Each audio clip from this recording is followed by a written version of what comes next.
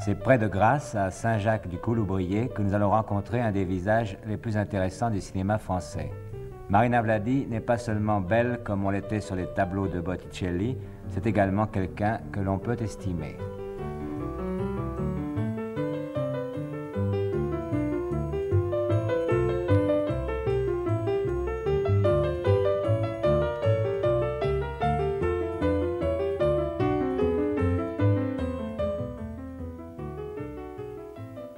Marina Vladi, vous êtes une de nos actrices les plus discrètes. Et pourtant, ça c'est la rançon de la gloire, il arrive qu'on parle de vous comme on parle d'actrices qui, en fait, discrétion, n'ont justement pas vos vertus. Ça vous vaut quelques mésaventures pas très agréables. Vous voyez à quoi je fais allusion? Oui. Précisons, soyons donc plus précis. Au moment même où vous annoncez votre nouveau mariage, on a pu lire dans les journaux, sérieux d'ailleurs. Oui, tout à fait sérieux. Hein, l'annonce d'une idylle que vous auriez eue avec un de vos camarades. Qu'est-ce que vous pensez de tout ça? Je pense que c'est quand même assez grave parce que, en dehors du fait que personnellement je n'ai jamais recherché ce genre de publicité, il se trouve que je vais me remarier. Je vais me remarier avec une personne qui ne fait pas ce métier, donc qui n'est pas du tout au courant des usages malheureux. Et l'entourage aussi peut difficilement comprendre. Et puis c'est dans le journal, donc c'est vrai. Oui, c'est ça, on lit ça dans le journal, et si c'est imprimé noir sur blanc, ça veut dire qu'il y a quelque chose. En tout cas, il y a pas de fumée sans feu, comme on dit.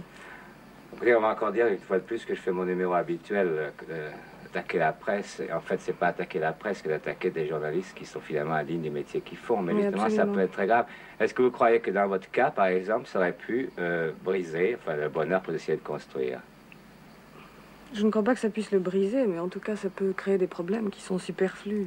Quand vous avez vu cette annonce, quand vous avez vu cet article, cet écho, qu'est-ce que vous avez fait? Vous avez eu peur? Non, j'étais furieuse parce que... Enfin, d'abord, j'ai été furieuse, ensuite j'en ai ri parce que le camarade en question est un vieil ami à moi et lui-même a sa vie. Donc, j'ai trouvé ça très drôle. Mais pourquoi est-ce que des choses comme cela arrivent? Parce que je pense que beaucoup de comédiens ont laissé aller les choses, n'ont pas eu le courage de réagir d'une façon ferme. Ouais. Et ensuite, je pense que le public aussi est trop crédule.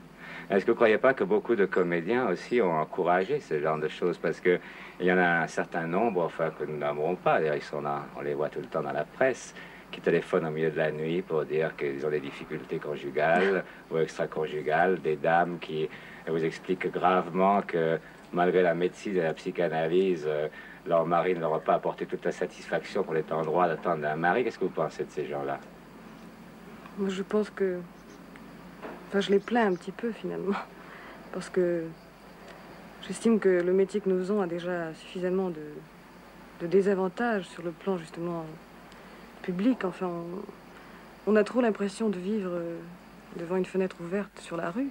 Alors en plus, demander ce genre de choses, téléphoner, comment dirais-je, oui, enfin, attendre et demander qu'on s'occupe de vous d'une façon encore plus précise, c'est vraiment, c'est un signe de déséquilibre. C'est peut-être parce qu'on s'en occupe plus sur un autre plan, sur le plan de leur métier, justement. Oui, ça c'est méchant. Bon, jusqu'à présent, on n'a pas été tellement gentil. Marina Vladi, vous êtes encore extrêmement jeune et pourtant vous avez déjà une longue carrière derrière vous. Une si longue carrière que vous pouvez déjà faire un peu le point de votre activité professionnelle à un âge où on se demande ce qui va se passer, et même s'il va se passer quelque chose. Vous avez débuté à quel âge, dans quelles circonstances? C'est une longue histoire, j'ai commencé à 11 ans. C'est des questions faciles, ça. Hein? Oui. Ouais, bon. Dans un film que tournait ma sœur Odile, et elle avait besoin d'une petite sœur. Et on a trouvé très bien de m'engager pour le rôle. C'était en Italie, je crois. C'était en Italie, oui. Ensuite, j'ai fait un autre film en France avec un Américain. Et cet Américain, qui s'appelle Bernard Vorhaus, s'est souvenu de moi. Et il m'a engagé pour un film où il y avait un tas de jeunes filles en Italie. qui s'appelait Jeune fille de luxe, et j'avais 13 ans. Bon, mais parlons du premier film, enfin, plutôt de l'état d'esprit dans lequel vous vous trouviez. On vous a dit de venir, vous êtes parti, vous avez pris un train, vous êtes arrivé en Italie comme ça. C'est-à-dire, le premier voyage en Italie, ça a été une chose d'enfant. C'est-à-dire, j'ai découvert Rome, un restaurant où je pouvais commander ce qui me plaisait, des bonbons, etc. J'avais une bicyclette, enfin, c'était le paradis, quoi. Ouais. Ensuite, à 13 ans, ça a été autre chose. Ça a été la découverte du travail. Travail très, très difficile en Italie. Est-ce que vous attendiez justement à ce que vous alliez trouver sur place? Vous faisiez une idée? Vous pensiez quoi? Non, je savais qu'il fallait travailler beaucoup parce que d'abord, j'avais déjà travaillé avant. J'étais à l'opéra. Enfin, je connaissais j'avais déjà goûté au travail. Mais je ne savais pas que c'était aussi dur, le cinéma. Ça a été 15 heures par jour pendant 4 ans, quoi. Absolument. Parce que par ce marché en Italie, il n'y avait pas d'horaire fixe. Oui, à l'époque, c'était la grande époque du cinéma. Enfin, on travaillait le temps qu'on pouvait dans la journée. On vous prenait à 6 heures du matin, on rentrait à 10 heures le soir. Oui.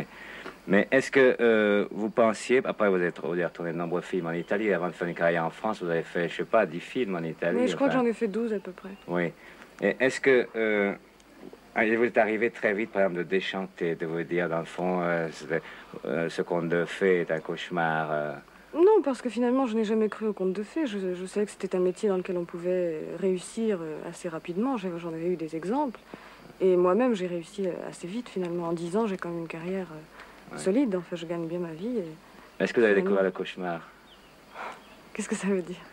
Ben, c'est pas, on dit que dans le cinéma, on court de graves dangers quand on est une fille jeune, jolie. Oui, je crois qu'effectivement, il y a un danger certain, réel. Enfin, une fille qui débarque à Rome ou à Paris et qui ne connaît rien à la vie se trouve tout d'un coup... C'était votre cas, ça? Oui. Enfin, oui et non, parce que j'ai été bien élevée pour cette chose-là. J'ai une base formidable. Et puis vraiment, nous avons été élevés dans l'amour de l'art. Et ça, c'est une arme énorme, parce que ça veut dire donc dans l'amour de la beauté. Et ce qui est laid ne me paraît impossible à faire. Je n'irai jamais contre moi-même. C'est ce qui m'a aidée d'ailleurs, parce que finalement, si on aime faire une chose, c'est qu'on la trouve belle. Ce que je trouve très laid, c'est de faire une chose par intérêt ou pour arriver à un résultat quelconque. Vous pensez que dans le cinéma, par exemple, on peut perdre son âme? Enfin, c'est un grand mot, mais... Non, je crois qu'on peut perdre l'estime de soi-même très facilement. Et ça, c'est tragique, en fait.